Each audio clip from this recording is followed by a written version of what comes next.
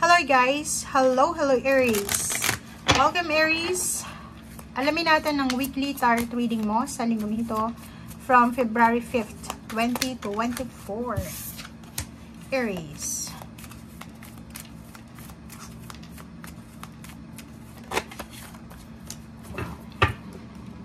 Okay, first two cards natin is related siya sa Leo. If ever man may iba sa inyo na gustong panoorin yung Leo, panoorin nyo yung Leo. Okay, dito sinasabi na posibleng makatanggap ka ng biyaya. It's either emotional protection and support, financial new beginnings galing sa ating angels. Okay, so if ever man may mga hinahangad tayo, pinagpipray, minamanifest, or kung ano pa man, posibleng simula ngayong Lunes ay makatanggap tayo ng confirmation. So, confirmation na Aries, eto na yung simula, eto na yung endings, eto na yung new beginnings, parang ganun. So, yun. Proceeding softly.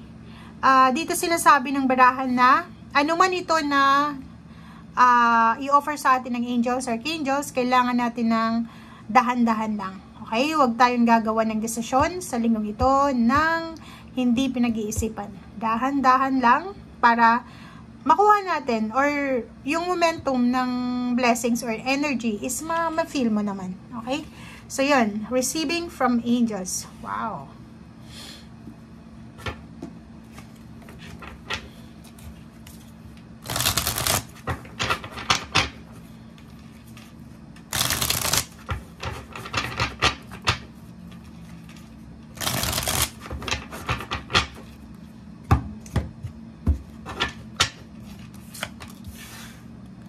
Okay.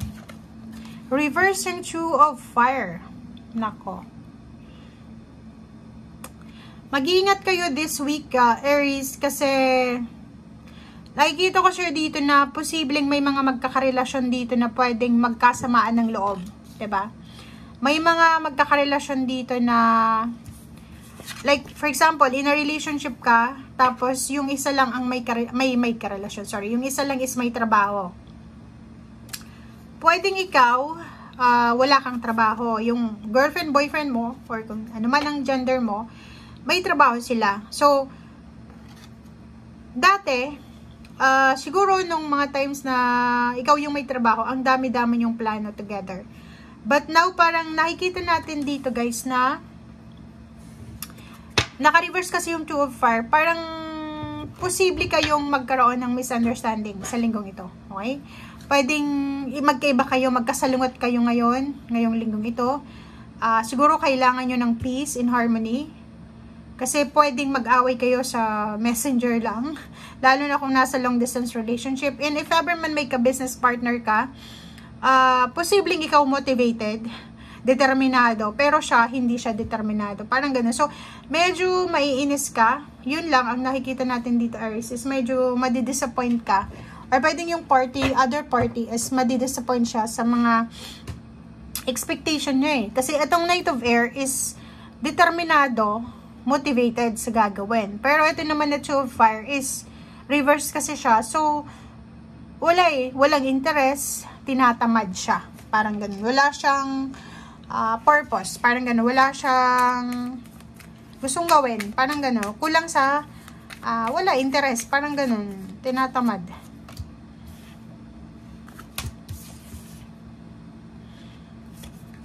Ano ito? O, diba? So, yun, nakikita ko sir dito na posibleng ikaw and yung karelasyon mo or ka-partner mo sa trabaho or ka-business partner mo or kung sino man itong partner mo na to is naghahangad kayo ng freedom, diba? Liberation, life change. Yung mabago yung takbo ng buhay nyo. Yung transformation talaga, yung sobrang matransform yung buhay mo. And isa sa posibleng idea na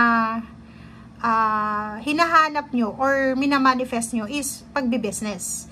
Pangalawa is yung magtrabaho sa ibang lugar, sa ibang bansa, or posibleng ano to eh, complicated siya. Sobrang complicated. Kasi yung isa nagtatrabaho sa ibang lugar, yung isa nasa isang lugar. Yung isa unemployed, yung isa employed. Pero gusto mo ng partnership, gusto mo ng ikaw ba yung may trabaho? Or ikaw yung walang trabaho? Kasi may isang tao dito na walang trabaho pero gusto niyang suportahan siya sa financial niya.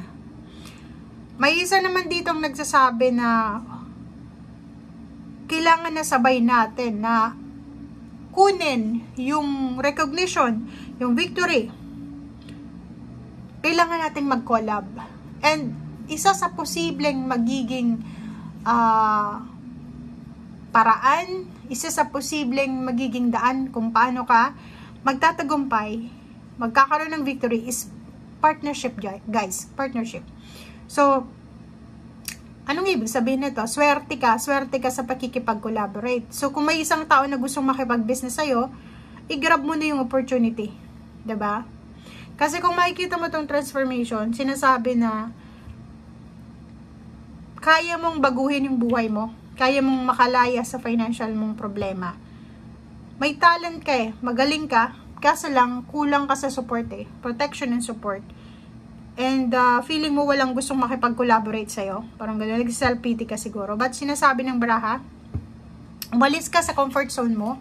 Mag-travel ka. 'Di ba? Or maghanap ka ng ibang trabaho sa lugar na malayo dyan sa kinalalagyan mo sa ngayon. Kasi kung makikita mo dito, sa ibang lugar to eh. Kailangan mong umalis dyan sa lugar kung nasan ka ngayon. And kasi yung lugar na kinalalagyan mo ngayon is, sorry sa word pero stagnant siya. Walang yumaman ata dyan sa lugar mo. Or parang, kung sa lupa siya, diba? Kung sa lupa, kahit anong itanim mo, sa lupang yan, hindi siya mag-aani ng maganda. Diba? So, parang ganon. So, if ever man na gusto mong makipag-collaborate, makipag-business, or kung ano pa man, gawin mo na. Diba? So, it's your chance. It's your chance to prove yourself. Diba? Kasi sayang eh. Sayang itong talent mo. Diba? May iba din ditong Aries na posibleng mapopromote sila sa trabaho, madadagdagan yung sweldo, may iba din ditong way of, parang yung magta-travel sila, o parang ililipat sila sa ibang lugar, dahil tataas yung sweldo or posisyon nila sa trabaho. Okay, thank you.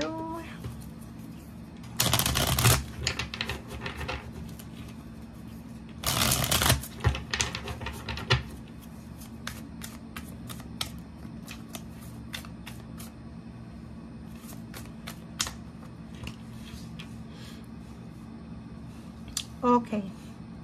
And kung ikaw naman ay single na Aries, looking for a relationship, may posibleng matanggap ka na magandang balita sa linggong ito.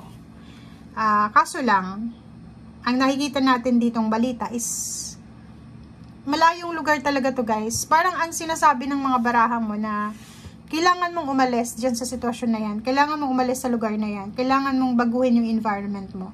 Kasi 3 of Wands, siguro 3 months ka nang naghihintay. Unemployed ka for 3 months. Nakipagrelasyon ka dati tapos naghiwalay kayo. 3 months na kayong hiwalay. And dito sa 8 of Wands, sinasabi na may mga balita na posibleng dumating sa'yo. Ito na yung matagal mong hinihintay. Like for example, naghihintay ka ng ng good news doon sa dati mong employer or sa dati mong katrabaho. So, posibleng makatanggap ka ng balita na pwede ka na ulit pumasok or pwede ka na ulit na magsimula ng trabaho mo. Parang ganun lang. And ito naman, if ever single ka, babae or lalaki, posibleng may mag-offer sa'yo ng kasal or pwedeng makatagpo ka ng mga taong pwedeng maging kaibigan mo, pwedeng karelasyon, papakasalan mo sa ibang lugar. Hindi dyan sa lugar kung nasan ka. Okay. Ano pa ba?